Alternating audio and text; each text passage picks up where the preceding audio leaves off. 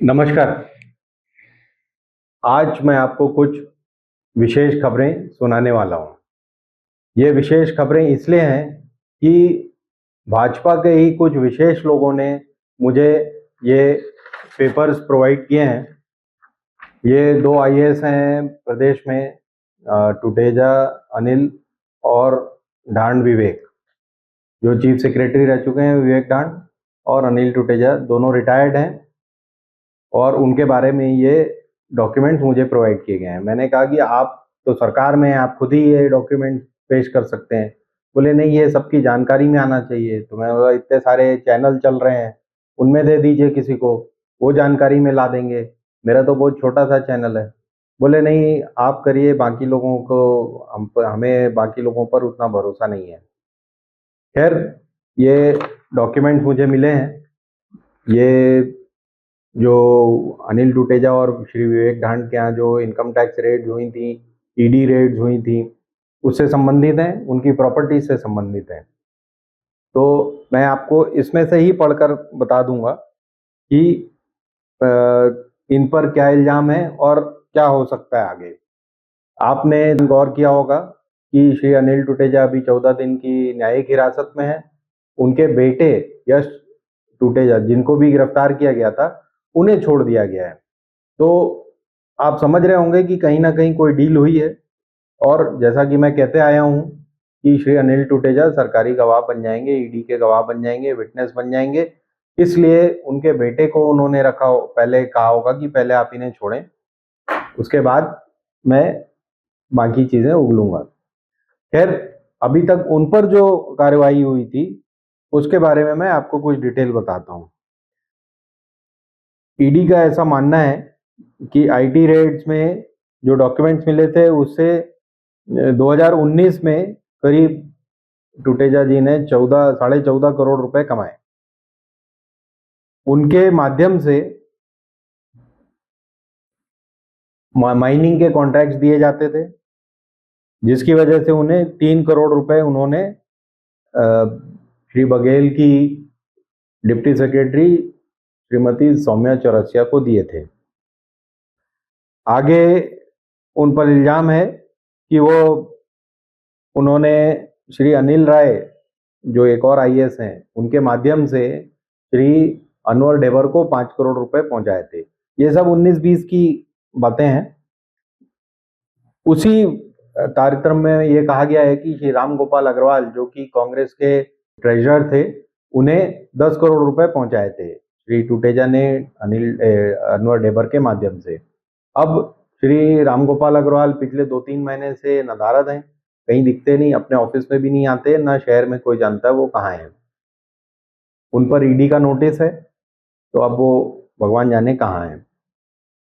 उनका शॉर्ट में उनका नाम भी आरजी है, जैसे राहुल गांधी का नाम आरजी है, वैसे ही रामगोपाल, उनका नाम भी आरजी है इन जो डॉक्यूमेंट्स हैं उनमें। तो इंटरेस्टिंग बात यह है कि ये सब एक पूरा गैंग था, जो डिप्टी सेक्रेटरी से लेकर टॉमन सिंह सोनवाने, जिनके खिलाफ अब सीबीआई इंक्वायरी चल रही है, वहां तक चलता था। तो टॉमन सिंह जी ने भी पैसे पहुंचाने में श्री टुटेजा की मदद की है। उनके माध्यम से 13 करोड़ करीब, और मनदीप, जो कि यहाँ एक होटल के मालिक हैं, उनके माध्यम से करीब 15 करोड़ रुपए, और एक किशोर नामक व्यक्ति के नाम से 16 करोड़ रुपए, ये पेमेंट श्री टुटेजा जी ने एक्सेप्ट किए हैं कि उन्हें मिले हैं। अब आगे उनका कहना है कि, मतलब ईडी का कहना है कि ये हमारे पास इन चीजों के डिजिटल एविडेंस है। मतलब या तो कंप्यूटर में ये चीजें मिली हैं, या फोन में मिली हैं, या व्हाट्सएप में मिली हैं। जो भी डिजिटल क्रांति हमारे देश में हो रही है, वो क्रांतिकारी लोग इसका उपयोग कर रहे थे। आगे कहना है कि श्री अनिल टुटेजा के बेटे श्री यश टुटेजा भी मनदीप चावला और अनवर डेबर से, जो कि दोनों होटल व्यापारी हैं, उनके टच में रहते थे और एक माध्यम थे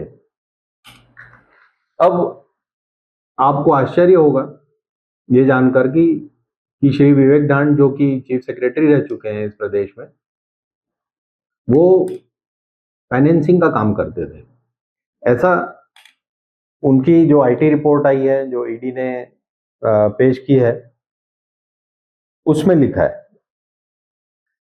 उसमें ये लिखा है कि जब फरवरी 2020 में इनकम टैक्स ने श्री ढांड के यहाँ रेड करी थी, तो ये जानकारियां प्राप्त हुई। उनसे प्राप्त हुआ करीब 50 लाख का उन्होंने मार्केट में लोन दे रखा है, पैसा दे रखा है, जिसका कि इंटरेस्ट उन्हें मिलता है। उनके अपने कजिन है श्री बब्बू बेदी, उनको उन्हें पैसा दे रखा है जिसका इंटरेस्ट उन्हें मिलता है, तो करीब 50 लाख उनको दे रखे हैं। फिर ये सबसे उनको एक कैश पेमेंट का करीब 1-1.5 करोड़ रुपए इंटरेस्ट में आता है। फिर उनकी अपनी बहन जो है श्रीमती साधना ढांड, उनके माध्यम से ये काम होते हैं। फिर एक कमलेश जैन है जो शायद बिजनेसमैन है, उनके सबसे करीबी माने जाते हैं। उनके माध्यम से करीब 50 लाख का कारोबार श्री ढांड कर रहे थे और उनके पास करीब 1.5 करोड़ रुपए का जो उन्होंने इन्वेस्टमेंट किया उसके कोई खबर नहीं थी, मतलब उनकी कोई आंसर वो नहीं दे पाए। और करीब उनके यहाँ 1.25 करोड़ रुपए की ज्वेलरी प्राप्त हुई थी जो अनएक्सप्लेन्ड है। तो कुल मिला के 5-7 करोड़ का काम है। तो ये मुझे नहीं लगता कि ये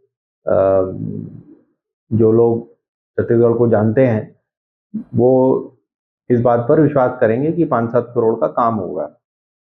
फिर मैं ये जानकारियां पब्लिक करना चाह रहा था क्योंकि ये भाजपा के लोगों के माध्यम से ही मुझे प्राप्त हुई है। अब आगे इसका क्या ये बनाते हैं, क्या खिचड़ी पुलाव बनता है, देखते हैं हम सब। धन्यवाद। हिंदुस्तान जिंदाबाद।